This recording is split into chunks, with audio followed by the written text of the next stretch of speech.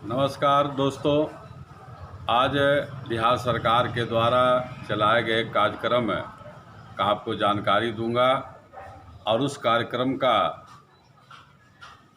जो नाम है वह है मुख्यमंत्री अनुसूचित जाति एवं अनुसूचित जनजाति सिविल सेवा प्रोत्साहन योजना। इस योजना में क्या जो लाभार्थी हैं उनके लिए क्या शर्त है, क्या योग्यता होना चाहिए, इसके लिए आवेदन का प्रक्रिया क्या है और इसमें क्या लाभ मिलता है, उसका तमाम जानकारी आपको मैं क्रम से उपलब्ध कराऊंगा।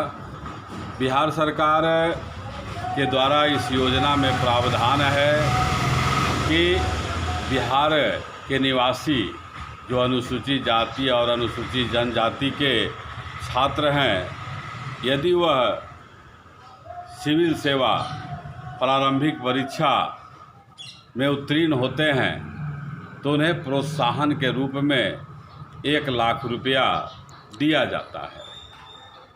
सिविल सेवा परीक्षा के प्रारंभिक परीक्षा में 1 लाख रुपया दिया जाता है। यह पुरस्कार किन अभ्यर्थियों को, किन छात्रों को दिया जाएगा, तो उसमें पहला शर्त क्या है कि उन छात्रों को बिहार राज्य का अस्थायी निवासी होना चाहिए।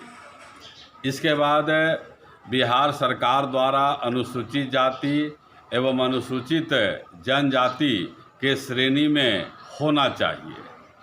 संघ लोक सेवा आयोग यूपीएससी नई दिल्ली द्वारा आयोजित सिविल सेवा प्रारंभिक परीक्षा 2020 में उत्तीर्ण होना चाहिए। आपको उस परीक्षा क्वालिफाई करना चाहिए। किसी भी अभ्यर्थी को इस योजना का लाभ एक बार ही मिलता है। इसके अलावा और भी इसमें शर्त क्या है कि इसके लिए इसके पूर्व और भी आपको कोई अन्य लाभ नहीं मिला हो। तो आपने देख लिया क्या क्या शर्त है।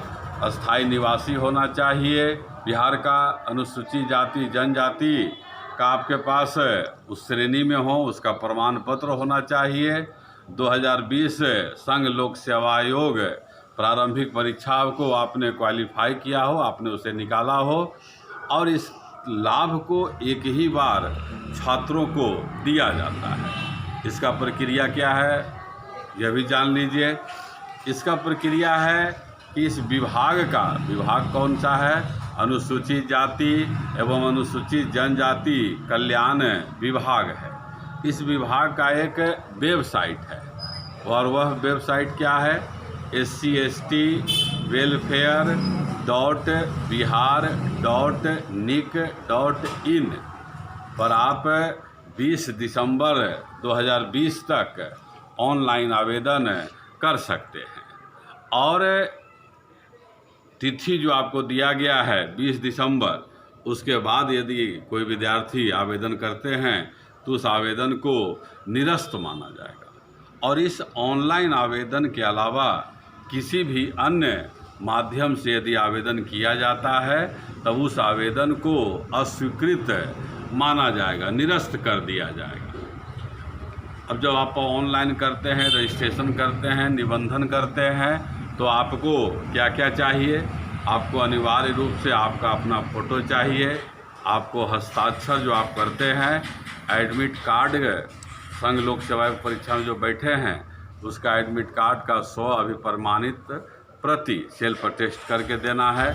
जाति प्रमाण पत्र, आधार कार्ड, आवासीय प्रमाण पत्र और आप स्वयं के नाम पर, जो छात्र हैं उनके नाम पर एक्टिव बैंक खाता देना होगा। जिस खाता में क्या होना चाहिए, खाता संख्या हो और हर एक बैंक का IFS कोड होता है। वह IFS कोड स्पष्ट रूप से ऑनलाइन के समय आपको अंकित करना होगा।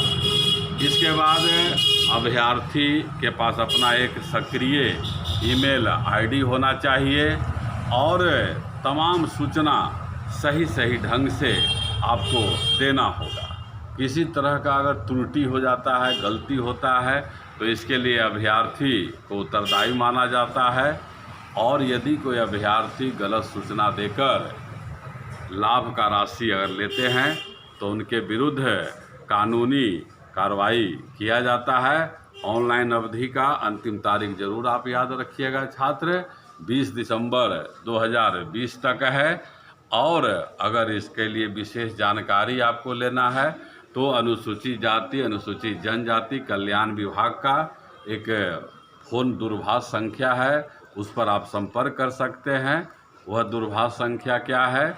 0612 उसके बाद 221523 तो आपने देखा छात्रों कि सरकार के द्वारा चलाए गए एक कार्यक्रम जिसके द्वारा वैसे बच्चे जो आर्थिक कमी के कारण नहीं पढ़ पाते हैं उनके लिए सरकार अवसर उपलब्ध करा रहा है। तो मैं समझता हूँ कि अगर आपको यह जानकारी अच्छा लगता हो तो इसे ज़रूर अधिक से अधिक शेयर करें, क्योंकि समाज के हाशिए पर रहने वाले छात्र जो आर्थिक मजबूरी में IAS IPS बनने का सपना पूरा नहीं कर पाते हैं, उनको नीतीश सरकार के द्वारा इस तरह का सुविधा उपलब्ध कराया जा रहा है। मैं उम्मीद करता हूँ मेरा यह वीडियो आपको अच्छा लगा होगा, और यदि अच्छा लगा हो तो इसे आप अधिक से अधिक शेयर करें।